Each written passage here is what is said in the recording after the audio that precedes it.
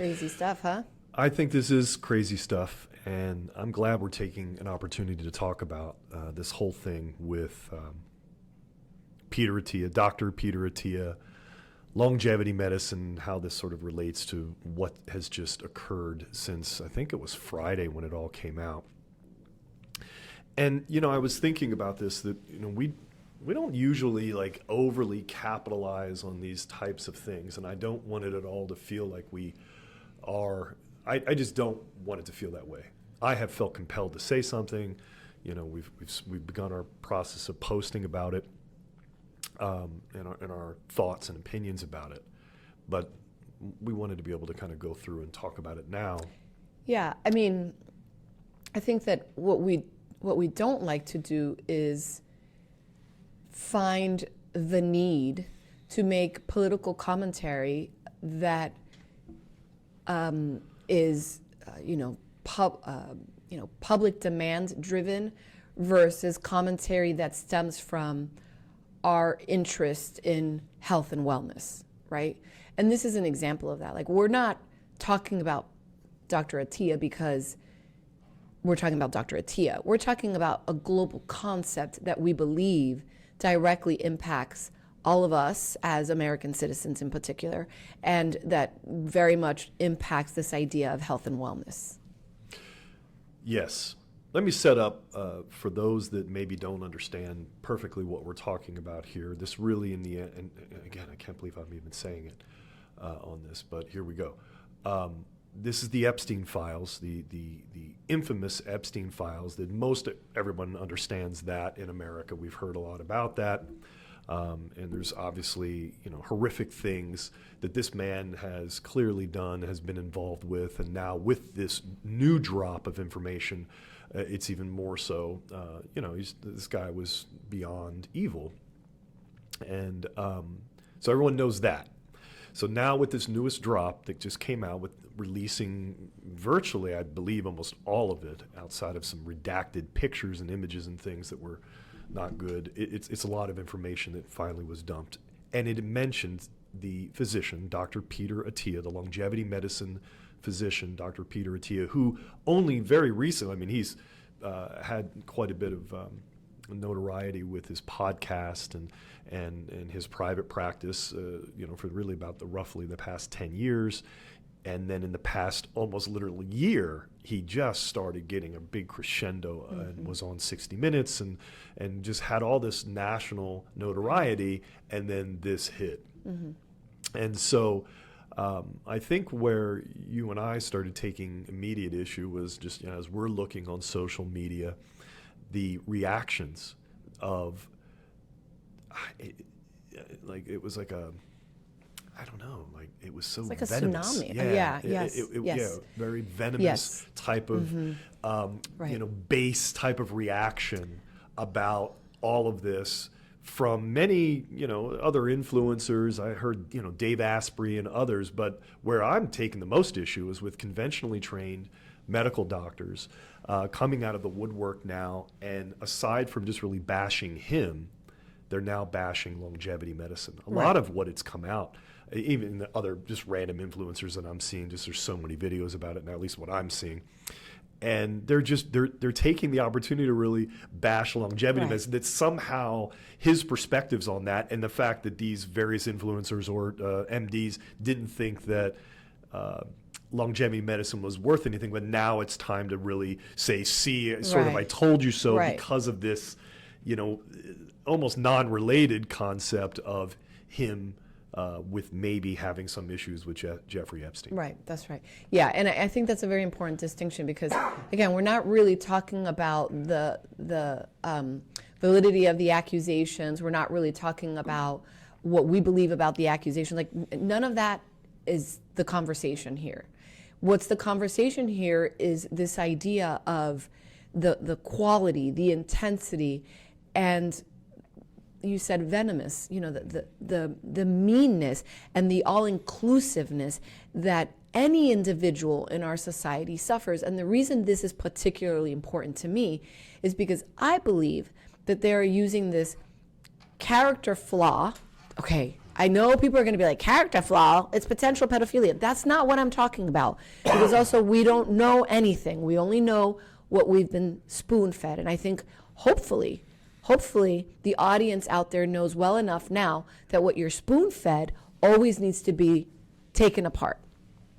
So again, not talking about the crimes and the accusations themselves.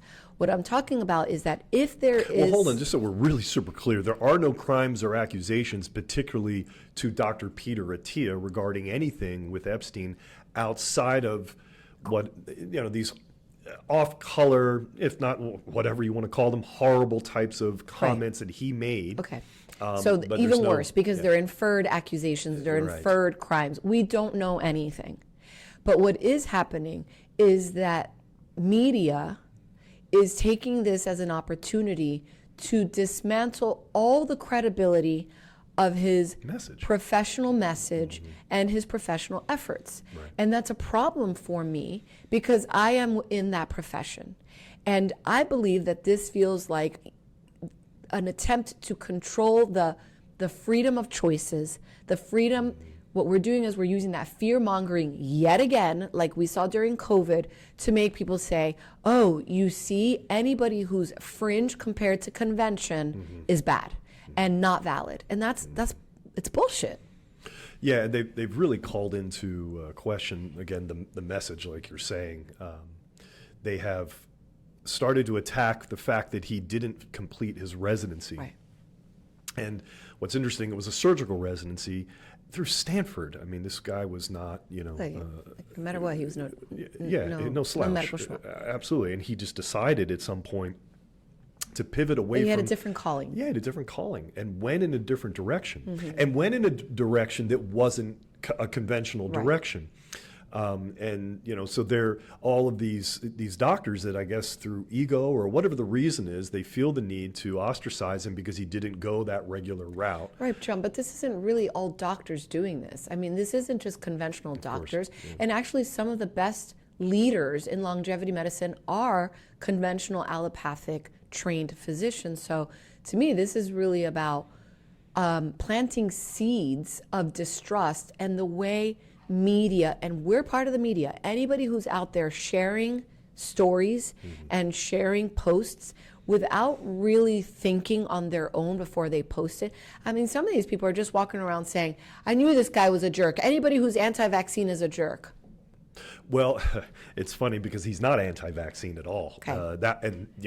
We have our opinions about all of that. He was not fully anti-vaccine. So they're saying things they're not even really sure about. They're just taking an opportunity to, bash the message. Like, for one example, and because he's got a very elite type of following in terms of his private practice, his concierge practice, and he said it right on his 60-minute interview. It's six figures to see this guy. Now I'm sure that's over a year or more of care. I'm sure, and I'm he, sure his care delivers. Absolutely, well, very much so. I mean, he's literally got a lab. He's done quite a bit. But that's the other thing they call into question, that the dubious concept of longevity medicine and. Which is unbelievably just not true. They're throwing the baby out with the bathwater with all of this. So I guess that's why we're talking about this. We're talking about it because we want to make sure that we take this opportunity right now to stand up and say, hold on a second. Don't find yourself tumbling in the waves of doubt about freedom of medical choice, because it's not about being anti-vaccine or anti-homeopathy. I just posted that there are bills now currently being passed through government on whether or not homeopathic medicine is going to be permitted or controlled, etc. Homeopathic medicine, like, you can buy homeopathics at the supermarket. Why is that even being debated? So this is what I see. I see that there's these trends to say, ooh, we've got a scandal that we can build an entire campaign around to put down patients and practitioners that want to provide choices. Yeah, and this is right in the wake of all of this change that we're starting to see in the country, the MAHA movement, RFK Jr., what they're doing with HHS. There's a lot of things that are continually happening. A lot of good things. A lot of things that people wanted change on for a long time. Vaccines being one of them. reasonable approaches to vaccines. Right. It's beginning. We're having a conversation at the very least, and that is upsetting the power elite, particularly big Sure. pharma. They're Of not going to course. like that. So the moment they see this opportunity, I think that's kind of what I'm trying to say, Right. going what you're saying there, this opportunity to pounce, to then discredit the message. Yes. That's the problem. Right. Aside from the fact that I just think it's so bizarre how Americans particularly love to build them up and we love to bring them down. We create these idols, Yeah. and then we love to go around smacking around the idols that we just got done making 5 minutes ago. Yep. So I It's don't like quite we want to understand know that. as Americans that the underdog can win. We want to know that you can go from nothing and get on the top. But the minute you're on the top, suddenly we're angry about it. It makes no sense. Well, it could be that that's maybe what it is. It's a form of idolatry. And you get to a certain point with idolatry that after a while you realize, wait a second, these people are actually real. They put their pants on one leg at a time Right. like everybody else. They're completely fallible because they make some kind of human mistake. Right. And And then we're disappointed. And then we're disappointed. Hey, wait a second. You're not a god? Yeah. No, you're not. But we get upset about it. Yeah. And then that's when we sort of attack them. I don't know if this is a little bit of a tangent, but I think it's a worthwhile related point. This is what we see with the comments, the nasty comments or the nasty reviews, or this whole thing about how when you're anonymous for the most part and you're not having an actual face-to-face relationship with someone, how comfortable people feel in tearing them down. Yeah. And we as small business owners see it all the time. You can give someone 10 years of really good service, and then one thing happens that upsets them, and they get online and they say really aggressive things. Sometimes true, sometimes not so true. At least their emotions make it feel true to them. But what they don't recognize is that those comments can really be detrimental to small businesses and people that are hustling. So maybe Atia now is this big shot, but at one point he wasn't. He was an unknown like everybody else. Yeah. And he worked hard to build his way to the top. Again, private life aside, this is about a professional reality. This is a person who has dedicated a lot of time and energy into helping bring about a movement that is actually benefiting the greater good. Sure. And, I think anybody now, they're literally going through the Epstein files, and if there's, any level of a person associated with Epstein in any way, shape, or form, it's automatically ostracized, even though people might not have known who he was or might not have known the extent of it. This Epstein guy was prolific. He was all over the place. He was deliberately doing these things, as we're now seeing. It was all quite planned. He was trying to define where he can get in with power. And there's a lot of pseudonames and.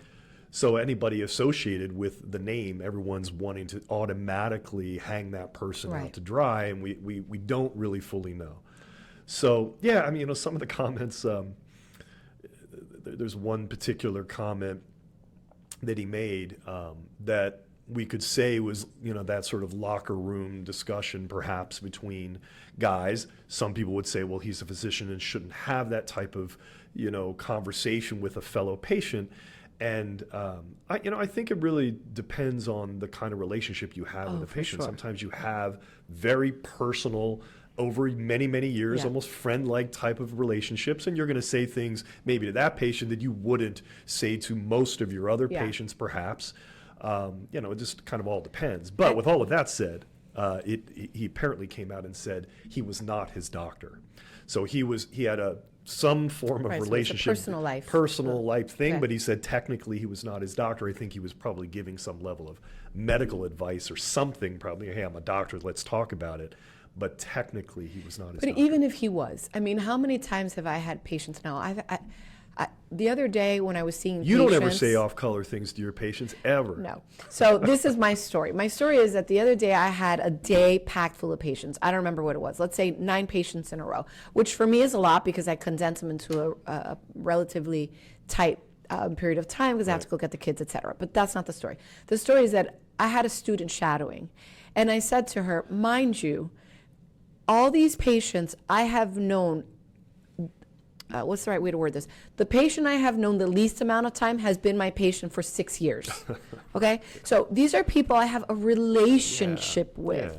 When I'm talking to them, I'm talking to them with a level of informality and casualness that comes from building an intimate relationship.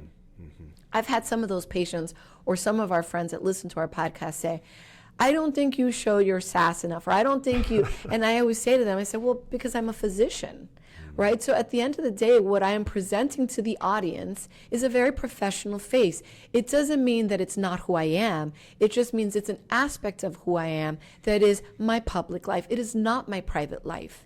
And if you want access to my private life, then you shouldn't rake me over the coals the minute I say something you don't like, because my friends would never do that. So we have to kind of decide, you want people to be authentic, or you want them to maintain this professionalism? But you don't get to choose on the drop of a dime on whether they can or cannot change their face. That's not right. It's not fair. So I have a real problem with all of this. Yeah, I have. Let's come back to this idea of how they were, ostracizing the message. I have heard things saying that, longevity medicine is just, well, here's what's funny. I've heard some people say that longevity medicine is a marketing term. And you know what's interesting? Maybe it is. Yeah. But sort of so what? Right, sure. It's what's happening. The reason it's kind of come forward as longevity medicine, because people are looking to live longer. Right. So it becomes a term that the average patient, the average prospective patient, the average just consumer wants to identify with ways to help with their health. Sure. Because it's sure as hell not happening in the conventional model. The conventional model has failed us. And that's a fact. Yeah. And it's very, very clear. We've talked about it on this podcast. We've been talking about it as doctors for 19 years. And we really clearly have seen it since COVID, and now come forward with the MAHA movement and all that, where everyone's realizing, wait a second, the food and, there's a problem here. And we aren't living longer. In fact, what is true is that for the first time, in what happened, we were having year over year, life expectancy was going up. We flatlined in 2020, meaning from 2020 to 2021, it stayed flatline. And now for the first time, I think it was either 24 or 25, probably the 24 numbers, showed that next year went down for the first time in decades and decades. So we're actually reversing back in literal longevity. So it couldn't be a better term to maybe put forward at this moment in time.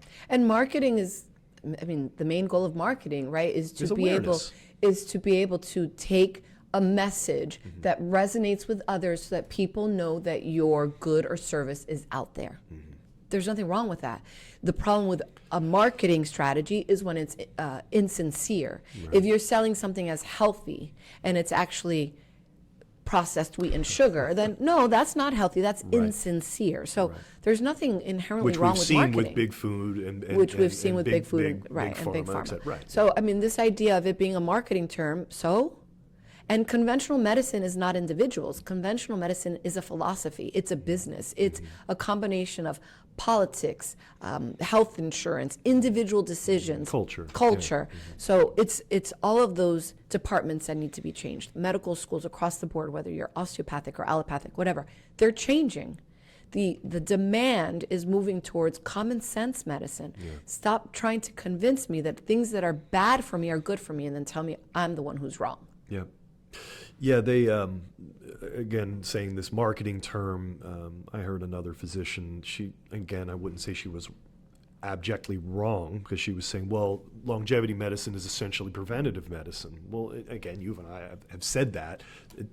There's nothing sort of strange about these concepts for us and how we've been trained, certainly how we've practiced. Because a lot of it is quite common sense. Again, circling back to Peter Attia, it's the basics. That's really largely what he was touting. When you listen to his podcast, most of the time what he was talking about was exercise physiology. Right. And we know from a longevity standpoint, there's not much more that we can do for ourselves. And we love hormones and we love peptides and all of these things in the supplements. There's not much more you can do than diet and exercise when done correctly in terms of helping with your longevity and prevention of disease, which ultimately longevity, you can't live longer if you didn't prevent disease in the first place. So all of that's kind of common sense. I mean, for us, we really equate longevity medicine with lifestyle medicine. Yeah. So when you are living this way, and the earlier, hopefully since when you're a baby, you're living this way, then you will be well. And if there is some sort of emergent episode like surgery needed or something genetic, okay, then you can deal with it. But the chronic inflammatory diseases that we are seeing in this country did not come about because longevity medicine is a scam. Right. Exactly. Anyway. Yeah. Well, I'm glad we had a chance to talk about this, and hopefully it's helpful for everyone out there. Yeah. I mean, to sort of summarize, Yeah. I just want people to have levity on this particular situation and other situations as they come up related to health and how something comes up in the media and all of that. Be careful. And I would say with levity, I want people to have caution of their own instantaneous reactions, and to remember there's a big difference between an emotional instinct and a reasonable response. Because the last time that we were manipulated through fear when it comes to medicine, in a very short period of time, we came to realize what a mistake it was, and here we are on the brink of doing it all over again. Yeah. So So be careful.